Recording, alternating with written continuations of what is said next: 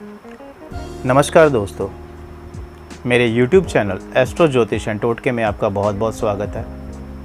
मैं एस्ट्रोलॉजर सतीश कपूर। मैंने आजकल संडे को फ्री कुंडली सेवा शुरू की हुई है।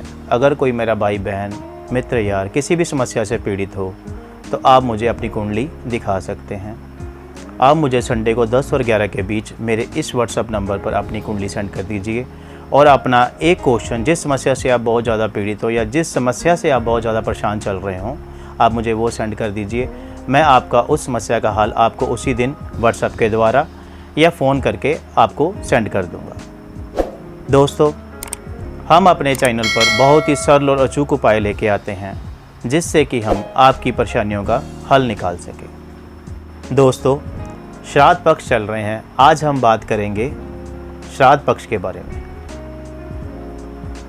पितृपक्ष, जिसको हम श्राद्ध पक्ष भी कहते हैं, भाद्रपद शुक्ल पक्ष की पूर्णिमा को चालू होता है और सर्वपितृ अमावस्या पर 16 दिनों के बाद समाप्त होता है। पितृपक्ष में हिंदू अपने पूर्वजों की पूजा करते हैं, खासकर उनके नाम पर भोजन और तर्पण के द्वारा। हिंदू पौराणिक कथाओं के अनुसार पितृपक्ष के 16 दिनों में पितरों को यमलोक से मुक्त किया जाता है और उन्हें पृथ्वी पर जाने की इजाज़त दी जाती है।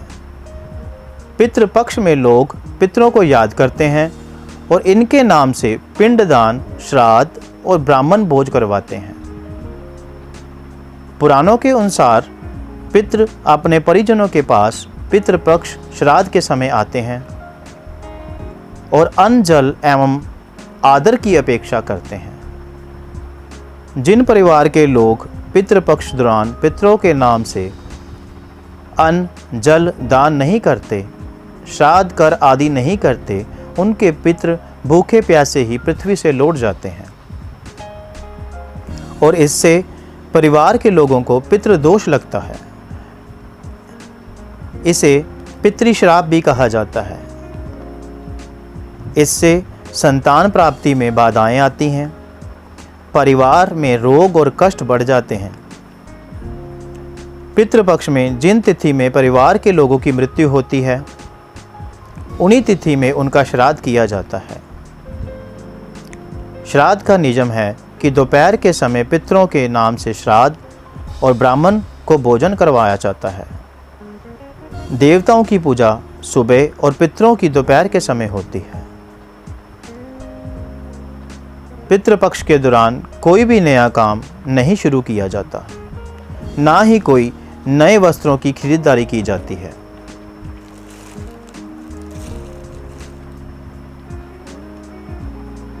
इस वर्ष 2020 को पितृपक्ष 1 सितंबर 2020 पूर्णिमा तिथि को शुरू होगा और उसकी समाप्ति 17 सितंबर 2020 सर्वपितृ अमावस्या के साथ समाप्त होगी। श्राद्ध करने की विधि क्या है? श्राद्ध वाले दिन सुबह जल्दी उठकर स्नान आदि करके देव स्थान एवं पितृ स्थान को गंगा जल से पवित्र कर दिया जाता है। महिलाएं शुद्ध होकर पितरों के लिए भोजन बनाने का काम करती हैं। इसके बाद ब्राह्मण को घर पर बुलाकर या मंदिर में पितरों की पूजा और तर्पण का कार्य कराया जाता है। इसके बाद पितरों के लिए बनाए गए भोजन के 4 ग्रास निकाले जाते हैं, जिसमें से एक हिस्सा गाय का, एक हिस्सा कुत्ते का, एक हिस्सा कौवे का और एक हिस्सा ब्राह्मण के लिए रखा जाता है। गाय, कुत्ते और कौवे को भोजन डालने के बाद ब्राह्मण को आदर पूर्वक भोजन करवाना चाहिए और अपनी समर्थ अनुसार उन्हें वस्त्र व दक्षिणा देनी चाहिए। अगर कोई व्यक्ति किसी कारण से बड़ा श्राद्ध नहीं कर सकता तो अपनी श्रद्धा के साथ अपनी समर्थ के अनुसार अन्न, फल और दक्षिणा किसी भी ब्राह्मण को आदर भाव से दे देनी चाहिए। इससे भी पितृदोष नहीं लगता और आपके पितृ की कृपा आप पर बनी रहती है। पितरों को केवल भोजन ही नहीं अपितु जल से भी तर्पण करना चाहिए। जल से तर्पण करने के लिए आपके पितृ तृप्त हो जाते हैं। तर्पण के लिए एक लोटे में जल ले लीजिए। इसमें थोड़े से काले तिल, थोड़े से जौ, थोड़े से साबुत चावल, थोड़ा सा कच्चा दूध, थोड़े से पुष्प डालकर उनको जल दिया जाता है। दोस्तों, अगर आपकी कुंडली में पितृ दोष हो या आपको नहीं किसी कारण से पता कि आपकी कुंडली में पितृ दोष है, तो मैं आपको कुछ ऐसे टिप्स बताऊंगा जिससे कि आपको पता लगेगा कि मेरी कुंडली में पितृ दोष है कि नहीं है। दोस्तों, जब हमारी कुंडली में पितृ दोष लगा होता है, सबसे पहले तो नर संतान पैदा होने में बहुत ही मुश्किलों का सामना करना पड़ता है।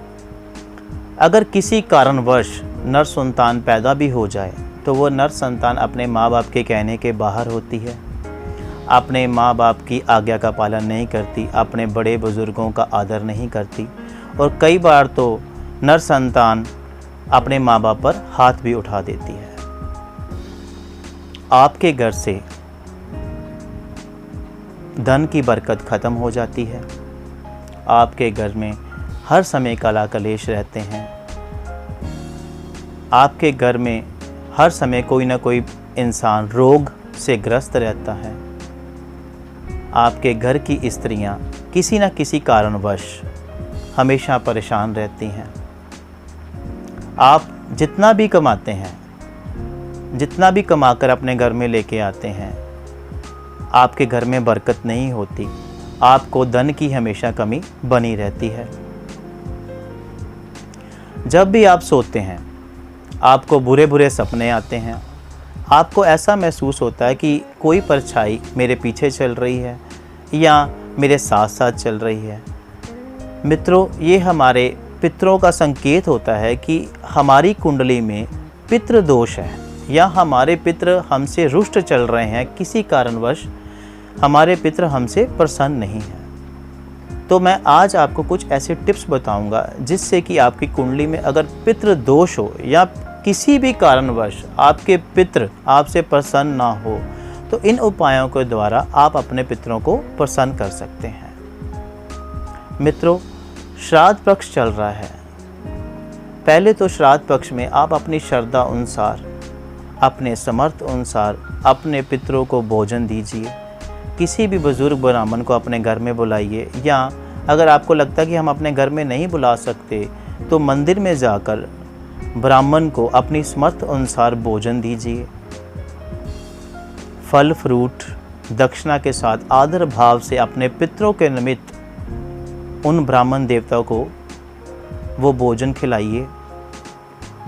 और जितने दिन भी श्राद्ध पक्ष चल रहे हैं, हर रोज़ एक लोटे में जल भरकर थोड़ा सा कच्चा दूध उसमें डालिए, थोड़े से काले तिल डालिए और हर रोज़ पीपल देवता को उस लोटे के द्वारा जल दीजिए।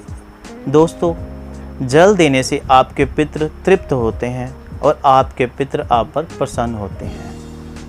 दोस्तों, श्राद्ध पक्ष के बाद भी आप हर अमावस्या के दिन, जब भी हर महीने अमावस्या आए, आप हर अमावस्या के दिन आप अपने भोजन, जब भी आप रसोई में भोजन बनाते हैं, वही भोजन ले लीजिए। थोड़े से फल ले लीजिए, अपने समर्थ अनुसार दान दक्षिणा जो आप निकाल सकते हैं वो निकाल लीजिए और थोड़ा सा मीठा भी उस थाली में रखकर हर अमावस्या को आप बुजुर्ग ब्राह्मण को अपने पितरों के निमित्त भोजन जरूर दीजिए दोस्तों।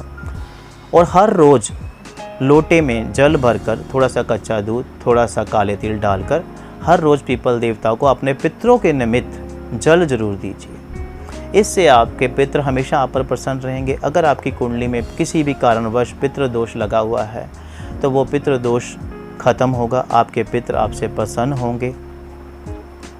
दोस्तों, एक काम और कीजिए, जब भी आप अपनी रसोई में खाना बनाने लगते हैं, सबसे पहली रोटी, सबसे पहला ग्रास जो हो वो गौ माता को, कुत्ते को और कौवे के लिए पहले ही निकाल कर रख लीजिए। उसके बाद अपने परिवार वालों को खाना खिलाइए। दोस्तों, गाय, कुत्ते और कौवे को खाना देने से भी हमारे पितृ प्रसन्न होते हैं, जिससे हमें हमारे पितरों की कृपा प्राप्त होती है। आप मेरे ये कुछ उपाय कीजिए। अगर आपकी कुंडली में पितृ दोष लगा होगा तो मेरे इन उपायों के द्वारा आपके पितृ प्रसन्न होंगे और आपके घर में जो भी परेशानियां प्रॉब्लम्स चल रही हैं उसका आपको हल मिलेगा। अगर फिर भी आप किसी समस्या से परेशान चल रहे हों तो आप संडे को 10 और 11 के बीच मेरे इस व्हाट्सएप नंबर पर अपनी कुंडली सेंड कर दीजिए और वो समस्या जिस समस्या से आप बहुत ज़्यादा परेशान चल रहे हों आप मुझे वो सेंड कर दीजिए। मैं आपको उस समस्या का हल आपको उसी दिन ही बता दूंगा। अगर आपको मेरे ये उपाय अच्छे लगें तो मेरे इस चैनल को सब्सक्राइब कीजिए, लाइक कीजिए और दोस्तों बेल आइकन ज़रूर दबाइए क्योंकि मेरी आने वाली वीडियो का नोटिफिकेशन आपको पहुंच सके। और मेरी इस वीडियो को अपने व्हाट्सएप ग्रुप, फेसबुक ग्रुप में ज़्यादा से ज़्यादा शेयर कीजिए। क्या पता आपके एक शेयर से ही किसी इंसान का भला हो सके। नमस्कार दोस्तों।